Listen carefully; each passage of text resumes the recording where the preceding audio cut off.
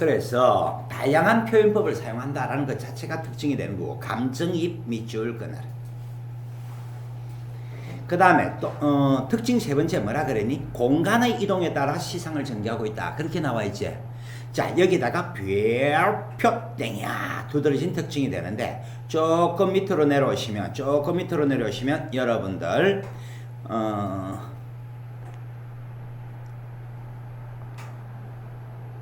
자, 이 부분 한번 봐보자. 이 부분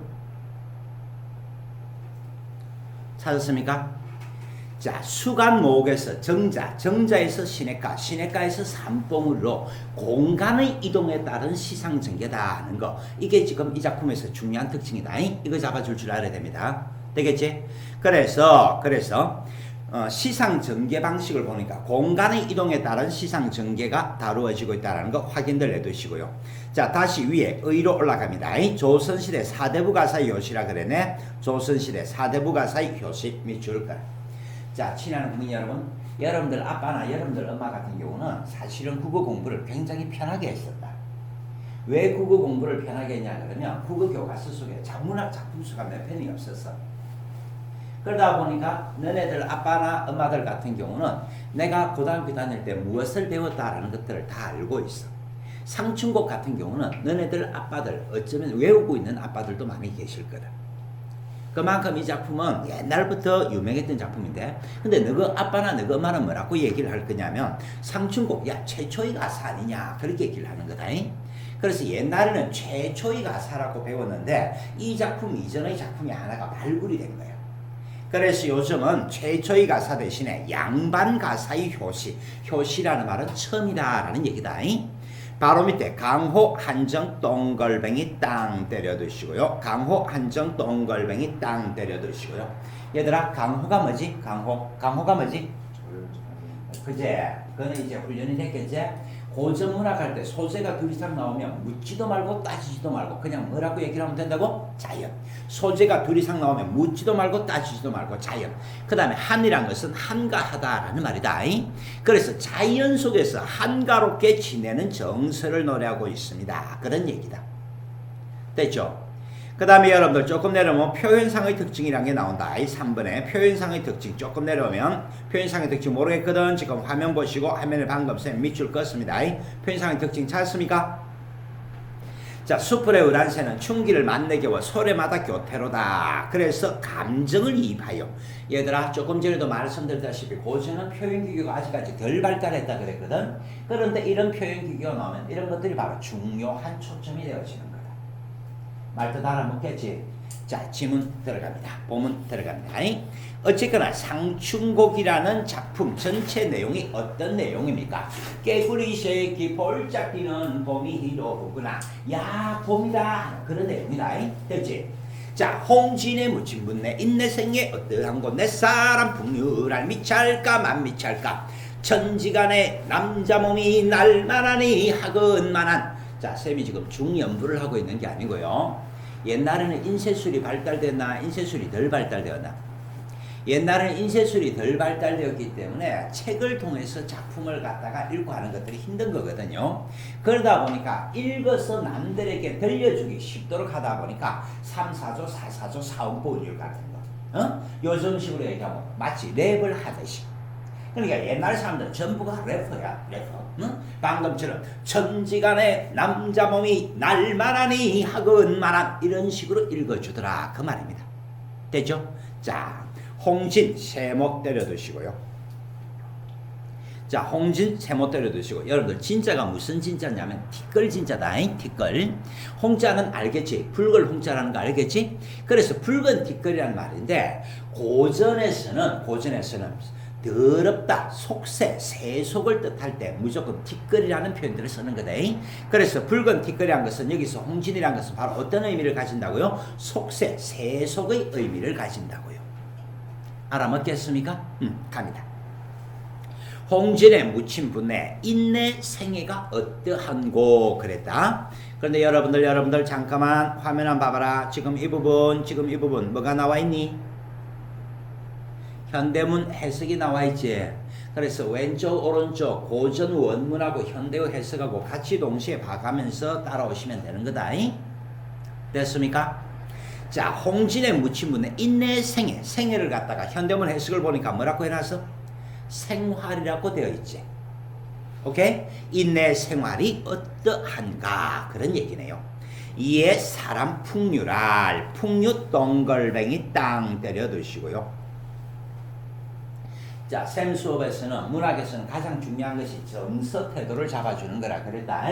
그러면 풍류라든지 이런 것들이 바로 무엇이 되니? 정서 태도라는 얘기야. 정서 태도. 알아먹겠지? 풍류라든지 이런 것들이 바로 정서 태도라는 얘기야. 그래서 정서 태도 풍류랄 미찰까 맛미찰까 뒤에다가 물음표 꽁 붙여봐. 그래서 질문을 던지고 있다. 미칠까 못 미칠까 그랬거든요. 정답은 뭔데? 미친다. 이게 정답이야. 그럼 내가 옛날 사람들의 풍류에 미친다 그랬으니까 여기서는 어떤 정서? 자부심을 노래하고 있는 거다. 내가 이렇게 대자연 속에서 살아가는 것에 대한 대단한 자부심을 가지고 있어요. 그렇게 얘기를 하는 거야. 알아먹었죠? 계속 갑니다. 천지간의 남자 몸이 날만하니 하그마는 얘들아 여기 하다라는 말이 나와 있는데 고전에서 하다가 무슨 뜻인지는 알지? 하다가 무슨 뜻이더라? 많다. 그러면 천지간에 남자 몸이 날만하니 많구만은 자 남자 몸이 내만한 사람이 많다 그랬으니까 나는 특별한 사람이라 말이가 평범한 사람이라 말이가 평범하다 그런 얘기겠지. 오케이? 천지간에 남자 몸이 나만한 사람이 많구만은 살림에 묻혀 있어. 살림 네모. 자 살림 네모 때려두셨으면 이때 살림이라는 것도 당연히 어떤 의미겠노? 살림이란 것도 자연이라는 말이겠지. 그렇다면 속세와 대조의 의미를 가질 거다. 홍진과 대조의 화살표를 뽑아주시고요. 살림에 묻혀있어 지락 동글뱅. 여러분들 락자 정도는 아는 거잖아, 그지? 무슨 락자고? 즐거울 락자가? 그러면 지극한 즐거움이란 얘기다. 지극한 즐거움을 말할 것과 왜 모르는 것인가? 왜 모르는 것인가? 현대문 해석을 같이 봐주시면 됩니다. 수간 모글 자 수간 모옥 네모로 쫙. 자 친애하는 국민 여러분, 이 작품은 공간의 이동에 따른 시상 전개 방식이 나온다 그랬지. 그래서 이 작품에서 두드러진 시상 전개 방식은 공간의 이동 따라서 우리는 공간을 정확하게 잡아주시는 거다. 수간 목을 벽개수 앞에 두고 자 벽개수도 처음 봅니다. 그러면 아주 피곤한 스타일이 되는 거다. 벽개수가 무슨 말인데? 푸른 시냇물이란 얘기지. 늘 나오는 거다. 늘 나오는 건데 처음 봅니다. 그러면 정말로 피곤한 스타일이 된다. 됐지? 그래서 푸른 시냇물 앞에 수간목은 초가 삼간이거든요. 앞에 두고 송주 소나무 대나무가 울창한 속에 풍을 주인 동글뱅. 여러분들 풍을 그랬다. 풍을은 그럼 또 뭐니? 소재가 둘 이상 나오면 무조건 하고 뭐라고요? 자연이라 그랬지. 자연의 주인이 되었구나. 그렇다면 바라방 여기 지금 화면을 보시면 쌤이 빨간 펜으로 동글뱅이 돌린 거 있지. 이런 것들이 전부가 다 뭐라고? 정서 태도를 드러내는 거라고. 문학은 주제 잡기 그런 거 하면 점수 안 나온다 그랬다. 정서 태도 잡기를 해야 점수가 나온다. 오케이? 자, 그 다음 단락 바로 들어갑니다. 엊그제 겨울 지나 새 봄이 돌아오니 봄 동글뱅. 그래서 이 작품은 말 그대로 봄의 계절을 노래하는 거다. 그래서 도화, 행화는 석양리에 피어있고 도화, 행화 밑줄 꺼가지고 동글뱅이 넘버1 녹양방초 밑줄 꺼가지고 동글뱅이 넘버2 새우 밑줄 꺼가지고 동글뱅이 넘버3 석줄 밑에 새 밑줄 꺼가지고 동글뱅이 넘버4 자, 1, 2, 3, 4 잡아주셨지?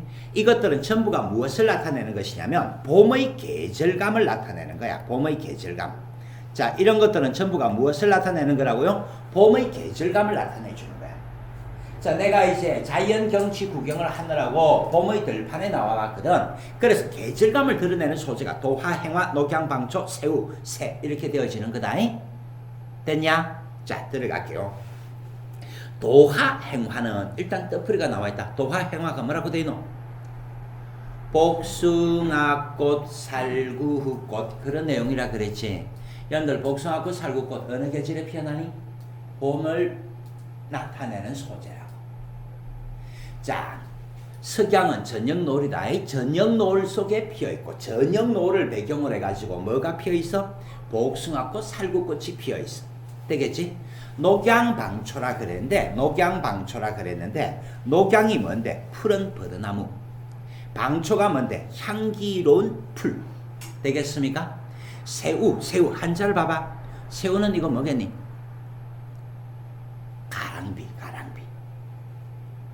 요즘은 이 일기가 이상해가지고 봄철에 비가 올 때도 엄청나게 비가 막 쏟아지고 그러지. 근데 원래는 봄에는 절절하게 내리는 거거든. 봄 같은 계절에 내리는 비를 가랑비라 그래. 요즘은 일기가 이상해가지고 계절도 없이 비가 내리고 그런다. 그래서 가랑비가 내리는 속에 푸른 버드나무가 자라고요. 풀들이 쑥쑥 자라고요. 그런 얘기인 거야. 칼로 말아낸가. 현대문 해석 봐봐. 뭐라고 되어 있냐? 현대문 해석을 보니까 뭐라고 되어 있어? 마름질하다라고 되어 있지. 마름질이 뭐니? 너네들 중학교 다닐 때 가정 수업할 때 마름질 들어봤을 거잖아. 바느질할 때 치수에 맞게끔 자르는 게 마름질하다 그러는 거대. 그래서 칼로 마름질을 해내었는가, 붓으로 그려낸가, 붓으로 그려내었는가 그 얘기다. 되겠냐? 그래서 그 뒤에다가 뭐라고 적어두냐면 와우 하고 적어봐. 말 그대로 무슨 말고, 자, 개구리 새끼 볼짝 뛰는 봄이로구나 하고 들판에 달려갔더니 우와 이봐봐 누가 칼로 딱딱 알맞게 잘라가 배치를 해놓은 것 같기도 하고 누가 그림을 그려놓은 것 같기도 하고 그렇게 얘기를 하는 거잖아. 말 그거 아시겠지? 계속합니다. 칼로 마름질해내었는가 붓으로 그려내었는가. 조화 신공이. 조화. 얘들아, 동양에서는 천지 만물을 누가 창조했다 그러냐? 조물주가 창조했다 그러잖아. 조물주를 달리는 조화옹이라고 하는 거다. 조물주를 달리는 조화옹. 그래서 조화, 조물주의 신공, 신기한 재주가 물물마다 사물마다 헌사랍다. 헌사랍다는 거기 보니까 별표 붙어 있지? 별표 붙어 있습니까? 자, 지문 끝나는데 보면 어휘풀이 붙어 있다. 빨리 찾아봐. 헌사랍다 지금 바로 찾아봐. 헌사랍다 무슨 뜻이라고 돼 있노? 옳지. 그러니까 이거는 뭐냐니까, 우와 조물주 대단하네 그렇게 얘기를 하는 거야. 수풀에 우는 새는 춘기 봄 기운을 만내에 겨워 현대문 보니까 끝내 못 이겨. 소리마다 교태로다. 소리마다 교태를 부리는 것 같다. 얘들아, 교태가 뭔지는 알잖아. 저기요. 이런 것들이 교태 부리는 거 아이가? 민성이, 여친이 교태 부리주더라? 네. 여친이 교태 부리주더라? 그런 거 없나? 여친 바꿔라 이 새끼야. 그래서 소리마다 교태를 부리는 것 같다. 저기요. 이런 식으로 표현하는 것 같다. 그런 얘기겠지. 되겠습니까? 근데 사실은 여러분들 이렇게 교태를 부리는 것은 새가 교태를 부린다 말이겠나? 내가 그만큼 좋다는 얘기겠나? 내가 그만큼 좋다 그런 얘기겠지. 말 되겠니? 그러니까 이런 것들이 바로 무슨 입? 감정이입. 새라는 것이 여기서는 바로 감정이입이 되는 거다. 자, 감정이입의 대상이 되는 새를 6글자로 불러봐. 뭐라고? 객관적 상관물, 객상. 감정이입의 소재를 객관적 상관물이라고 하는 거다. 알아먹었죠? 여기까지 이해됐지? 바로 넘어간다. 무라일체언이, 무라일체 동글배. 자, 다시금 정서가 드러난다. 어떤 정서? 무라일체.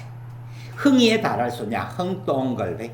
그래서 이번에는 정서가 표면적으로 노출이 되어 있네. 무엇을 느껴? 흥을 느낀다. 그런 얘기죠. 12에 걸어보고 정자에 앉아보니 얘들아 중간에서 이렇게 톡 끊어주면 앞뒤가 흐름이 어떠냐? 똑같지. 앞뒤가 흐름이 똑같아지니까 이런 것이 바로 무슨 법이라고? 대꾸법.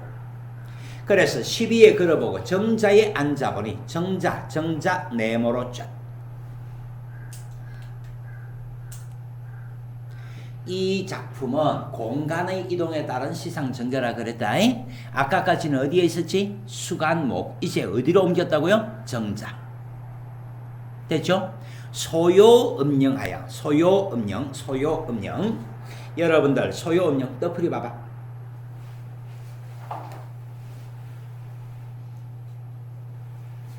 요즘은요 길 가다가도 기분 좋으면 콧노래 같은 거 흥얼거리면서 가겠지. 근데 옛날 양반 사대부들이 콧노래를 흥얼거리는 건 아니잖아. 어? 뒷짐 딱 지고 청산리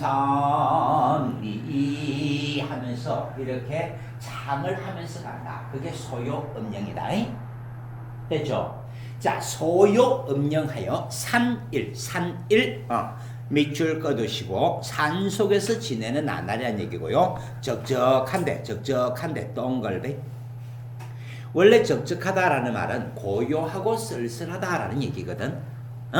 원래 적적하다라는 말은 고요하고 쓸쓸하다라는 말이거든. 그럼 여기서 고요하고 쓸쓸하다 그랬으니까 이 속에서는 내 혼자 있는 거가 남들과 함께 있는 거다. 내 혼자 있다는 걸 확인해 볼 수가 있는 거고요. 바로 한중진미 동글백. 자, 고전이다 보니까 정서 태도가 자꾸만 표면적으로 드러나 있는 거다.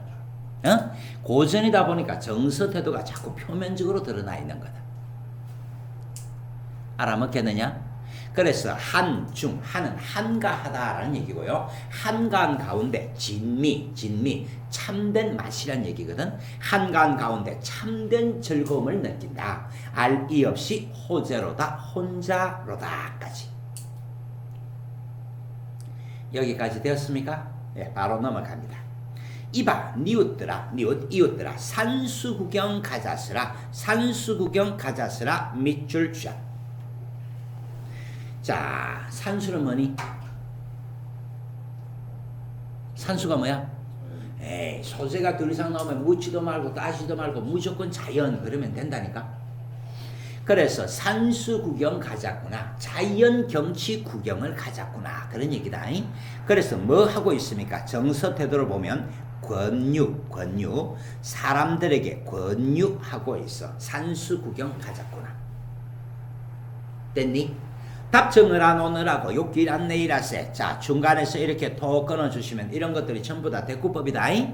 아참에 재산하고 나조에 조수하세. 중간에 톡 끊어주면 이런 것들이 다 대꾸법이다. 그래서 아마 저번 시간에 쌤이 그 이야기를 했을 거거든요. 고전문학에서는 가장 두드러진 표현 기규가 뭡니까? 그러면 맨날 성경무정 대꾸법 그렇게 나와지는 거다. 오케이? 고전문학에서는 맨날 성경무정 대꾸법, 여기서도 대꾸법이 아주 두드러진다는 거 아시겠지? 자, 그럼 이번에는 답청이 뭐고 욕기가 뭔데? 떡풀이 봐봐. 답청이 뭐고 욕기가 뭐지?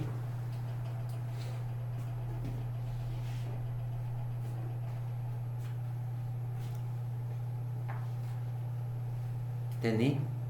근데 셈식으로 간단하게 이야기하면 답청은 들놀이, 욕기는 물놀이라는 얘기다. 들놀이는 오늘 하고 물놀이는 내일 하세. 그런 얘기입니다. 되겠습니까? 그래서 요즘도 사실은 답청절 풍속이 있거든요. 땅도 얼고 녹는다.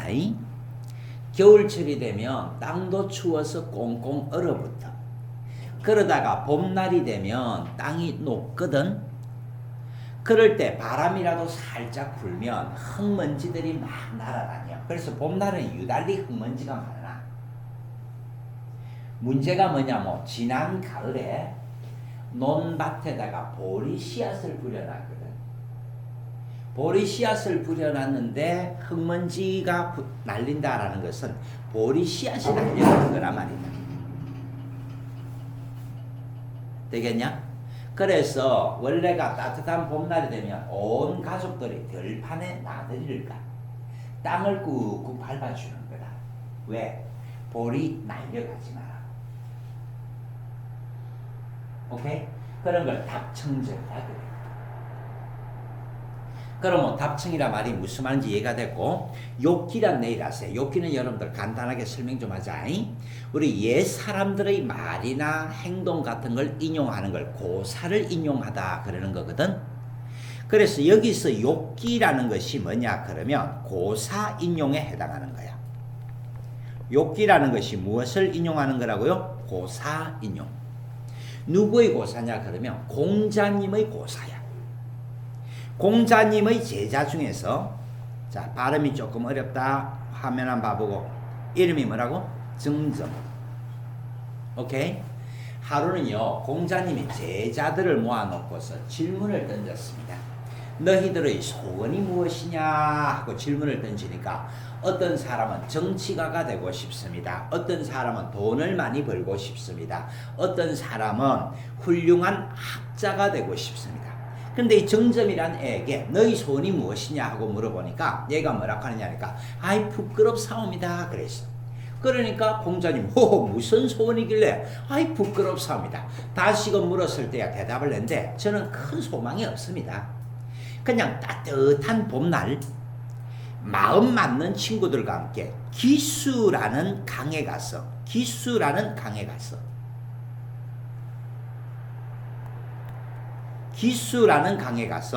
목욕이나 실컷 했으면 좋겠습니다.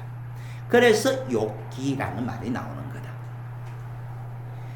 자, 이런 부분들은 우리가 고사를 모르면 사실은 무슨 말인지 좀 이해가 안 되는 부분이다. 그지? 그래서 문학 자습서 같은 거 보더라도 이게 갑자기 왜 나오지 하고 의문이 생기는 전형적인 부분들이 되겠다. 그 다음에 아참에 채산하고 아참은 아침이고요. 채산하다라는 것은 원래 채산채하고 그래야 된다. 원래는 채산채하고. 얘들아, 산채 비빔밥 먹어봤냐? 산채가 뭐지? 산나물. 그러면 채산채하다라고 한다면 산나물을 캐다 그런 얘기야.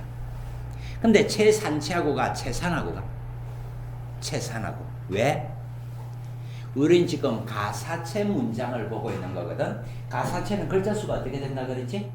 석자넉자넉자넉자 석자넉자넉자넉자 이와 같은 흐름을 가진다 그랬잖아.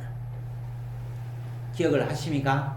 가사체는 3사조, 4사조의 사음보 운율을 가진다 그랬는데 여기에서 아침에 채산채하고 이렇게 돼버리면 음수율이 깨지는 거야.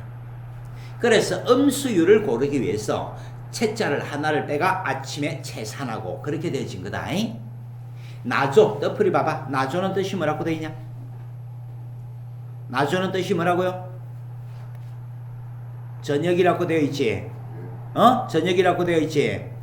그 다음에 조수, 이것도요, 조수어 하세.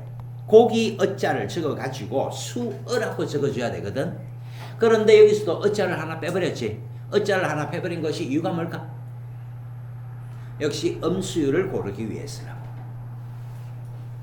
말 되겠습니까? 그래서 지금 이 부분은요, 아주 팔자 좋은 모습이죠. 자연 경치 구경을 가자꾸나. 오늘은 들판에 가서 놀고 내일은 물가에 가서 놀고 아침에는 산나물 캐고 저녁에는 낚시질을 하면서 그렇게 여유롭게 살자 그런 뜻이다. 자, 이점에서 잠깐 휴식.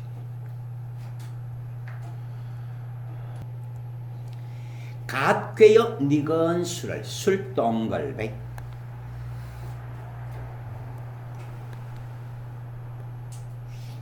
자, 이번에는 또 중심 소재가 뭐냐? 술이다, 술. 오케이? 이번에는 중심 소재가 술이다, 술. 갓괴여 니건 술. 얘들아, 우리 전통술은요, 누룩이나 곰팡이 같은 거 넣어가지고 전통술 빚는 거잖아. 맞지? 그러다 보니까 뽀글뽀글 기포가 일어나는 거거든. 그런 걸 발효하다 그래. 그래서 갓괴여 니건 술이란 것은 금방 발효하여 익은 술이란 얘기다. 그 금방 발효하여 익은 술을 무엇으로 걸러놓고? 갈근으로 걸러놓고 그랬다. 갈근으로 걸러놓고. 갈근이 뭐라 그랬니? 칡배로 만든 두건이라 그랬지. 바로 옆에 해석 나와 있잖아. 어? 그래서 여러분들 우리 전통술은 술 찌꺼기가 남는 거거든. 그럼 술 찌꺼기를 걸러내줘야 되는 거야. 술 찌꺼기를 걸러내줘야 되는데 보통은 채. 자, 화면 한번 보시고 채를 가지고 찌꺼기를 걸러내야 돼. 그런데 이 집에는 지금 그런 채조차도 없는 모양이다. 그래서 머리 싸매는 두건을 가지고 찌꺼기를 걸러낸다는 얘기다. 문제가 조금 있겠지. 옛날 사람들은 목욕 같은 걸 자주 하나 안 하나? 목욕 같은 것도 안 하던 사람들이 머리 싸매고 있는 두건 가지고 찌꺼기를 걸러내면 짭조름한 술 자체가 좀 문제가 있겠지.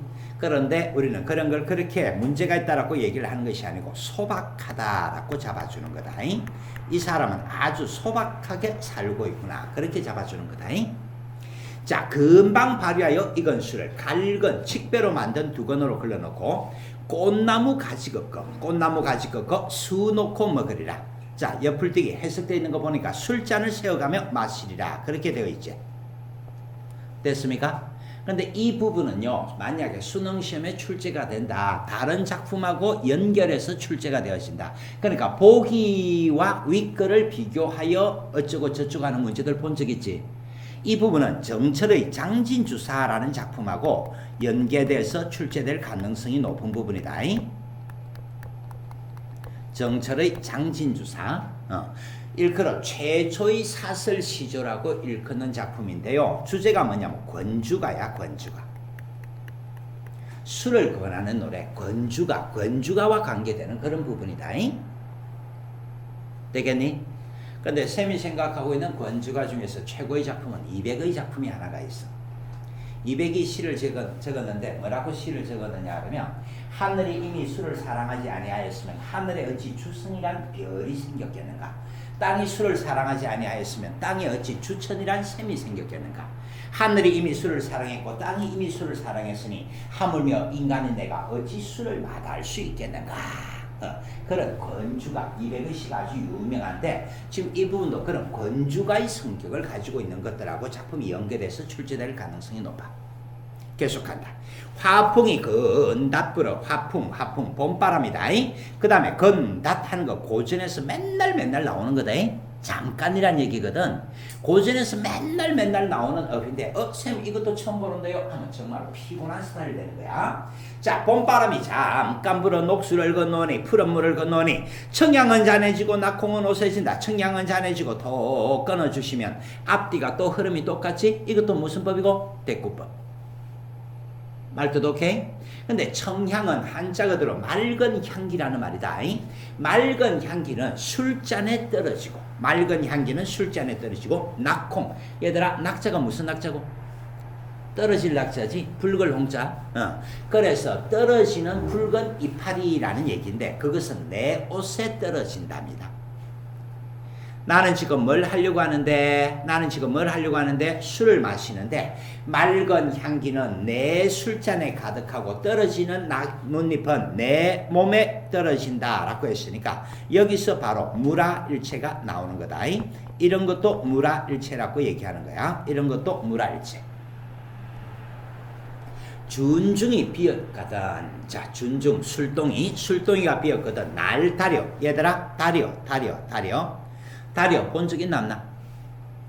본 적 없다 그러면 피곤한 스타일이다.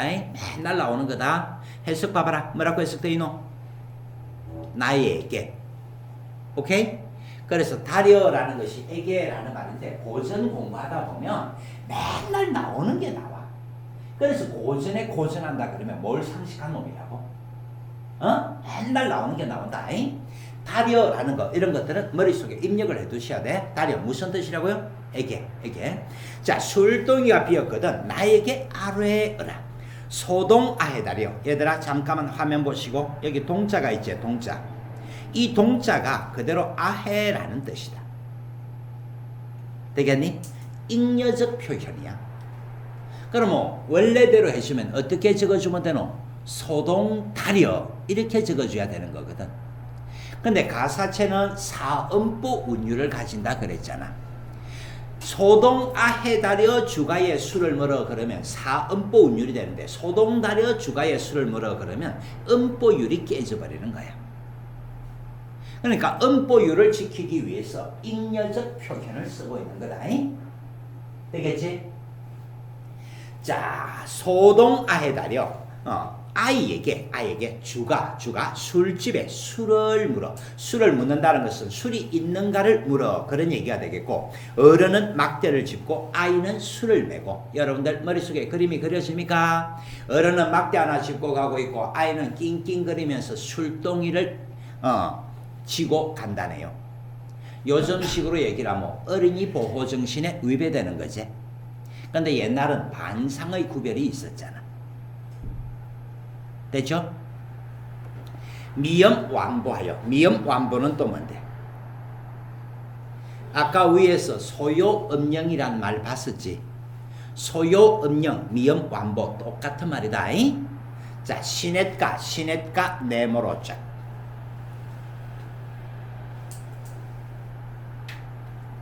자, 이 작품은 공간의 이동에 따른 시상 전개 방식이라 그랬지? 그래서 이번에는 어떤 공간으로 이동을 해갔다고요? 시냇가. 알아먹겠습니까? 자, 미염완보하여 시냇가에 혼자 앉아. 명사. 밝을 명자 모래의 사자인데 밝은 모래 그러면 좀 어색하다 그지? 그냥 맑은 모래. 조한. 얘들아 좋다. 고전에서 좋다라는 것은 뜻이 무슨 뜻이니? 깨끗하다라는 뜻이다. 옛날에는 기분 좋다 그랬어. 기분 좋다. 네 얼굴 좋다 그러면 네 얼굴 깨끗하다.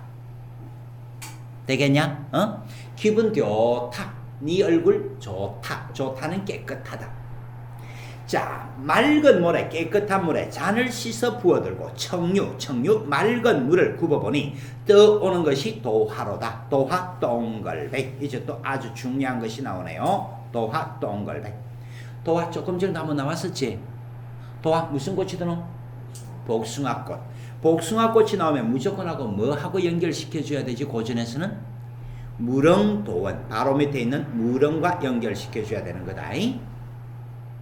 되겠어? 고전에서는 복숭아꽃이 나오면 무조건 하고 무릉도원하고 연결시켜주는 거다. 토마스 무어라는 사람이요, 유토피아라는 책을 적어서 그때부터 서양적 이상향의 상징은 뭐지? 유토피아.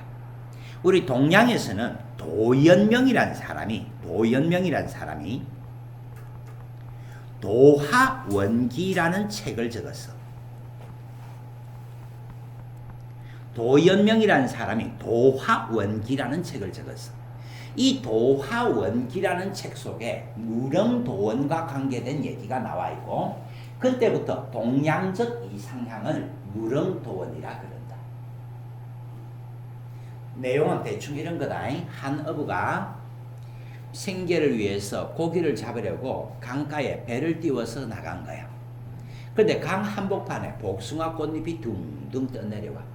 신기해. 강 한복판에 어떻게 이렇게 복숭아 꽃잎이 떠내려오지? 고기를 잡아야 한다는 생각도 까먹고 이 어부는 이 복숭아 꽃잎이 어디에서 떠내려오는가 확인해 보려고 본 거야. 그래서 나중에는 배를 버리고 저 계곡까지 거슬러 올라가다 보니까 계곡 끄트머리에 사람이 한 사람 정도 들어갈 수 있는 동굴 입구가 있더란다. 그래서 그 동굴 입구에 들어가는 순간 눈깔이 띠용 하고 커졌어. 별유 천지 비인간.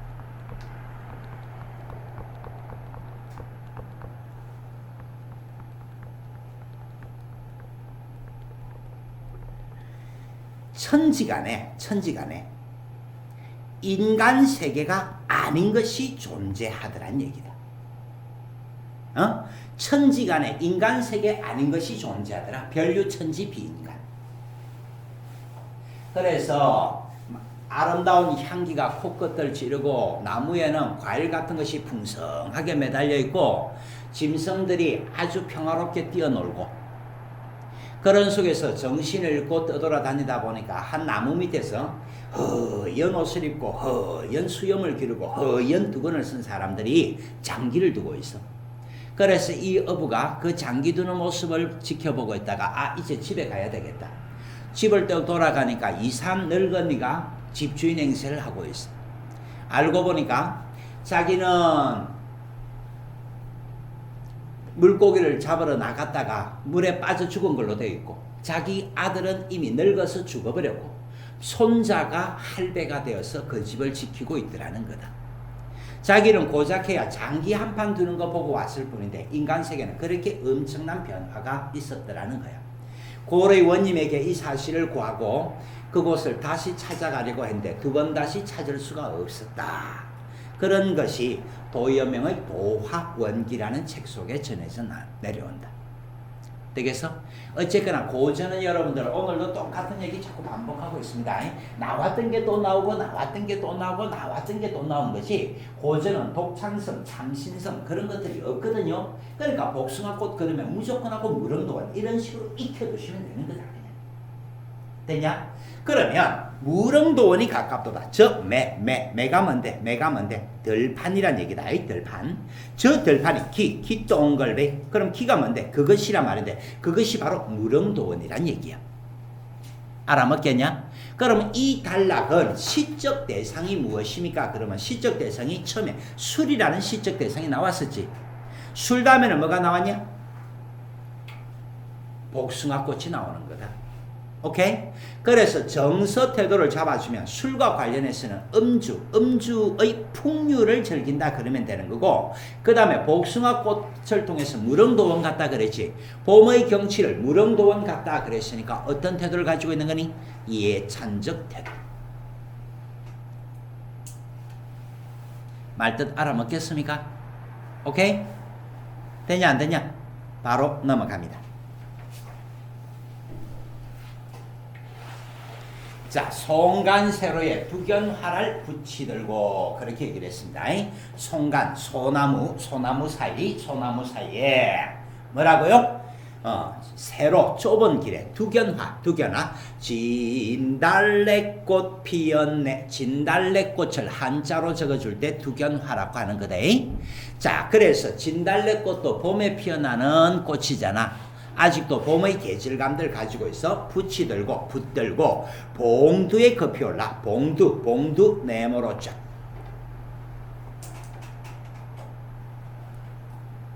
이제는 어디에 갔니? 봉두 산봉우리에 올라간 거다. 봉두에 급히 올라 구름 속에 앉아보니. 자, 일단은 과장법이라고 잡아주시면 됩니다. 일단은 과장법이라고 잡아주시면 되는데 꼭 과장법은 아닐 수도 있다. 여러분들 지리산 같은데 높은 산에 올라가다 보면요, 등산길 옆으로 내 발밑에 구름이 떠다녀. 그래서 그 발로 툭 차버리면 흔적도 없이 사라져버려. 구름이란 것 자체가 그냥 수증기 덩어리거든요. 지리산 같은데 올라가다 보면 내 발 옆쪽으로 구름이 조금씩 떠다녀. 이걸 갖다가 과장법이라고 잡아주셔도 되고 그만큼 높은 산에 올라갔다라고 잡아주셔도 되고. 아시겠지? 자, 봉두에 급히 올라 구름 속에 앉아보니 천촌말락이라 그랬는데, 얘들아 여기 한번 봐보자. 천자가 있지? 만자가 있지? 아라비아 숫자죠. 이런 거는 숫자로 읽어주면 안 됩니다.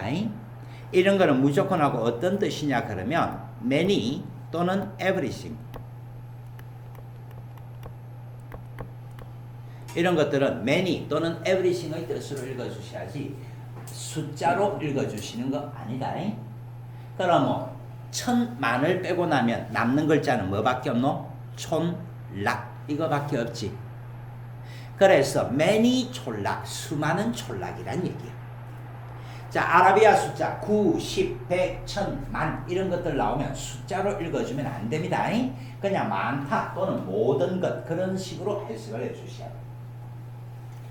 자, 봉두에 급히 올라 구름 속에 앉아보니 천촌말락이 곳곳에 벌어져 있네 그랬다. 그 다음에 연하일휘, 어휘 컨닝 해봐. 연하일휘 무슨 뜻이라고요? 또 봐라. 연하일휘가 뭐라고요? 자연.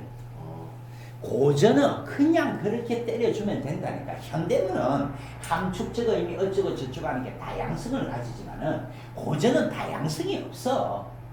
다양성이 없기 때문에 그냥 자연은 금수를 재편한다 하다. 금수를 재편한다 밑줄 꺼두시고요. 자, 친애하는 국민 여러분, 금수가 뭐니? 어휘풀이 봐봐. 근데 흔히 우리나라를 일컬어 삼천리 금수강산이라 그러지. 그때 금수가 바로 이 금수다. 알겠느냐? 나는 지금 I am은 와타시는 지금 어디에 있지?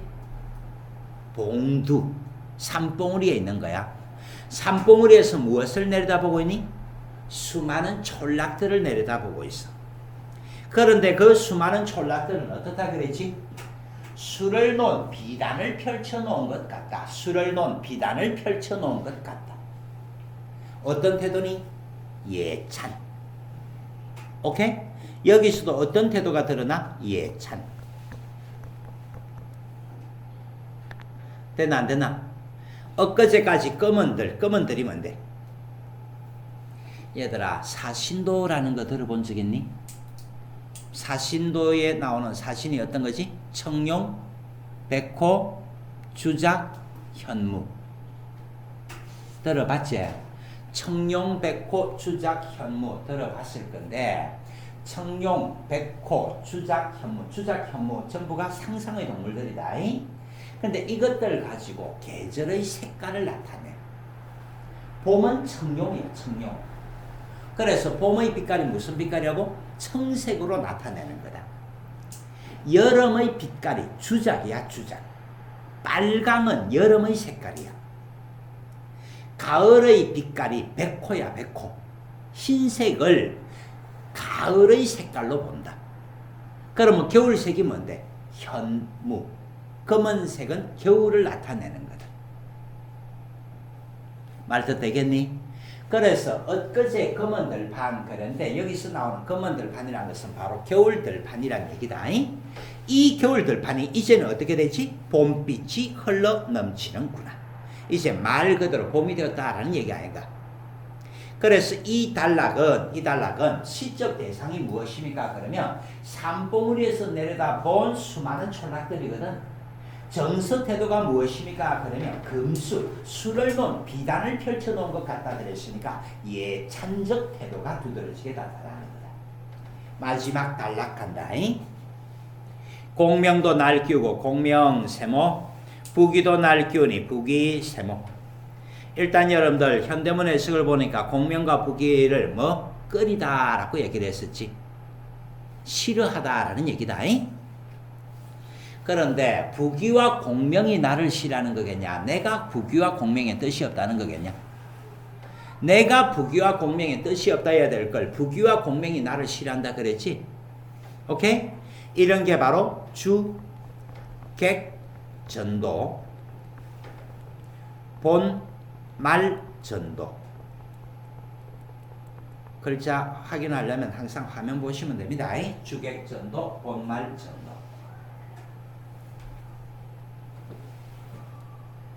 되겠죠? 자, 그래서 부귀와 공명이 나를 싫어하니 청풍명을 내못 올려두시고.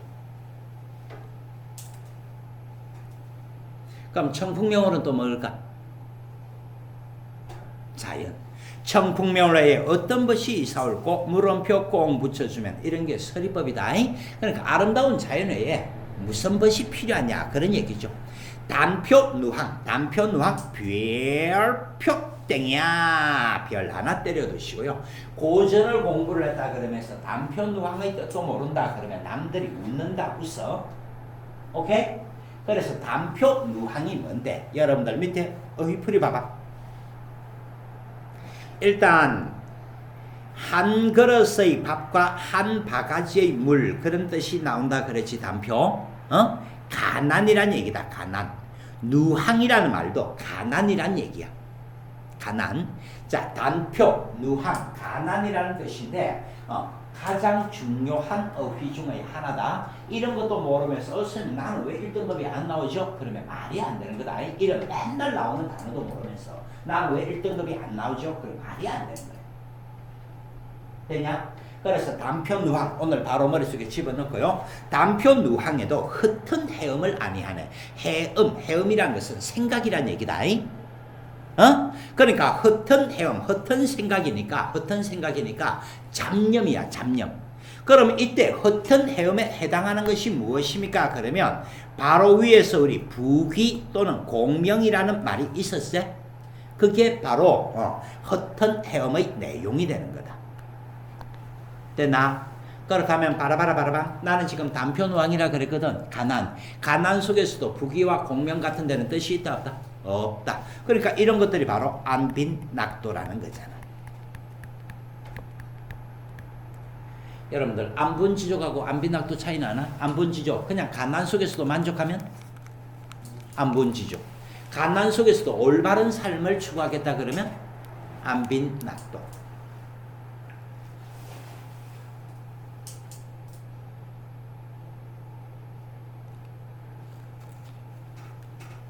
그래서 마지막 단락에서는 안빈낙도의 정서가 드러나는 거고요. 아모타 백년행락이, 얘들아 여기 또 보니까 숫자가 하나가 나오지. 여기도 또 어떤 숫자가 나오노? 100. 고전에서 숫자는 숫자로서의 의미가 아니라 그랬지. 그래서 백년이라는 말은 그냥 한평생이란 얘기고요. 행락동걸백. 여기서는 정서태도가 행락, 낙자가 무슨 낙자고? 즐거울 낙자. 그냥 한평생 즐거움을 추구하겠다. 이만한들 어찌하리? 물음표 꽁 붙여주면 이게 바로 서리법 아니냐. 그럼 이만한들 어찌하리? 대답해봐. 만족한다. 자부심이죠. 자부심. 자, 재준이 같은 경우는 쌤하고 오늘 지금 첫 수업을 듣고 있는데, 문학은 제일 중요한 게 정서태도 잡는 연습을 해야 된대. 정서태도 잡는 연습을 해야 1등급이 나와지는 거지. 정서태도 잡을 줄 모르면 1등급이 결코 나오질 않아. 되냐? 자, 문제 풀어봐라. 자, 여러분들 일단 답을 불러드릴게요. 답을 불러드리고 어저께 했던 것처럼 답을 불러주고 나서 모르겠다 싶은 것들 중심으로 질문하시면 질문 받아줍니다. 그 다음에 문제를 풀어보니까 여태까지 쌤하고 풀었던 문제 유형하고는 좀 다르지. 우리는 수능 기출 문제를 가지고 바로 수업을 했었는데 지금 이거는 문제들 자체도 조금 내신형에 가깝다. 내신형에 가깝다라는 것은 작품 자체를 머릿속에 주입시키기 위한 작품이거든. 오케이? 자, 답을 불러드립니다. 1번에 5, 2번에 4, 3번에 2, 4번에 3, 5번에 5, 6번에 5, 7번에 1, 8번에 2, 9번에 4, 10번에 5. 11번 문제는 바로 쌤하고 같이 봐봅시다. 이 작품은 조선 전기 가사에 속한다. 전기 가사라네. 조선 전기. 얘들아, 조선 전기 후기를 나누는 기점은 언제지? 임진왜란. 국어 시간에는 모르면 무조건 세 가지 가지고 답을 해라 그랬다. 임진왜란, 가보개혁, 1933년 한글 맞춤법 통일안 발표. 어쨌거나 국어 시간은 제일 중요한 사건이 이 세 가지다. 그래서 조선 전기 가사에 속한다. 조선 후기 가사와 대비되는 조선 전기 가사의 특징. 자, 조선 후기 가사와 대비되는 조선 전기 가사의 특징. 그렇게 얘기를 했다, 그지? 그래서 조선 후기는 다양한 계층. 조선 후기에는 다양한 계층에 의해서 작품이 창작이 되는데 조선 전기에는 누가 지었을까? 그 말이잖아. 임진왜란 이후에는 서민의식의 각성. 그래서 서민이 사회 주역으로 나오지만 임진왜란 이전까지만 하더라도 무조건 누구 중심이니? 양반 중심. 오케이? 그래서 다양한 계층이 아니고 양반 계층 중심. 이렇게 나와줘야지.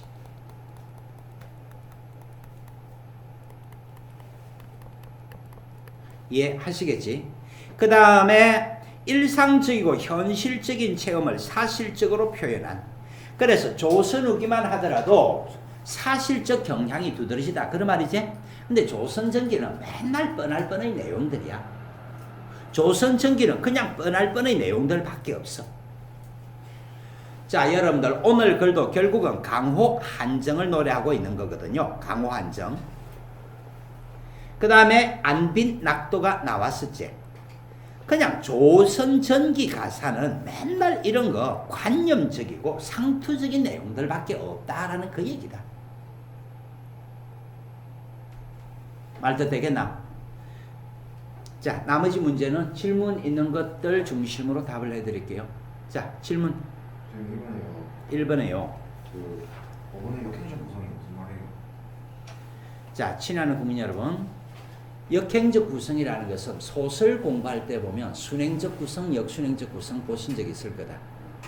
그래서 시간의 순서에 따른 구성을 순행적 구성이라 그러고, 과거 회상 장면이 나오는 것을 역순행적 구성이라 그러거든. 과거에서 현재 미래로 가면 순행적이고, 현재에서 과거로 갔다가 미래로 가면 역순행적 구성이야. 그럼 역행적 구성은 거꾸로 시간이 흘러간다는 얘기인데, 실제 역행적 구성은 이론상은 존재해도 글을 적을 수는 없다. 미래에서 현재, 현재에서 과거 이렇게 글을 적을 수는 없어. 그래서 실제 나오는 것은 순행적 구성, 역순행적 구성밖에 없다. 그 다음 8번요. 자, 얘들아, 출세라는 말을 사자성어로 적어주면 뭐라고 적어주지? 입신양명. 입신, 몸을 세우다. 양명, 이름을 날리다. 그래서 선택지 2번에 몸을 세워. 입신이란 얘기야. 이름을 후세에 베풀어. 양명이란 얘기야. 이게 지금 입신양명을 풀어준 거다. 그러면 부귀와 공명을 가진다라고 했으니까 그게 바로 입신양명. 그래서 2번이 답인 거다. 또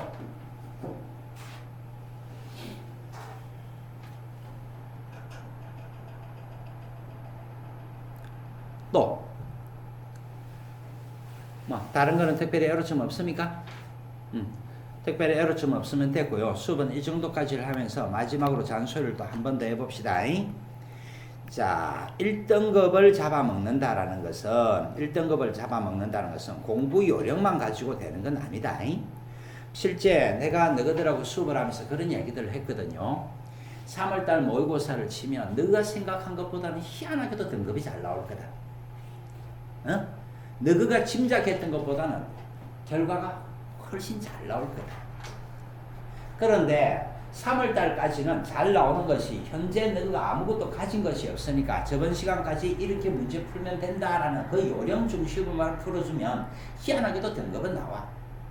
근데 그것이 11월달까지 지속이 되려면 요령만 가지고는 안 돼.